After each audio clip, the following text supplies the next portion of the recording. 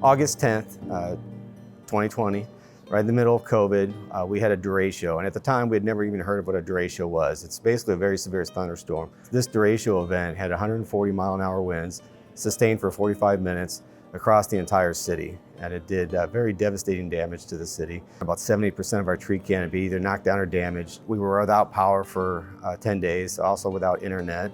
It started out as a very calm day, and we were out working, and then everything just went black, and then winds picked up to 140 miles an hour. And so it was a dangerous situation. We did have a lot of number of people that were injured. We had one fatality during the event, and it was so widespread across the entire 70 miles of our community. So very impactful, and but it really taught us a lot. We really prepare, and we planned for really the worst, and we just hope for the best. And that's really our best, the way we can do that. I'm the Assistant Public Works Director.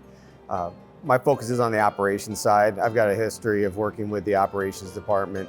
And so we really work as far as any sort of the field resources responsible for responding to any type of emergency that occurs in Cedar Rapids. It's very helpful for the community to have all resources and all hands on deck when there is an emergency.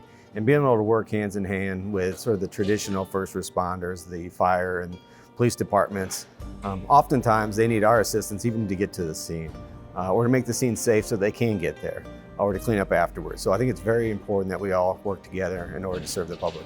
When you have an event like that where you have these 144-mile-an-hour winds for an extended period of time, you end up having communication problems because the towers end up getting knocked down. So that became very challenging for us in order to be able to communicate. So we basically put together strike teams, and we put those teams to be able to go out and work together to get and respond to where people needed us. My advice for other departments would be to plan and network and be able to get out and meet who it is that your counterparts are in those other departments, so that when you're called upon, you can respond, and when you need help, you can call out to them and get that same level of response.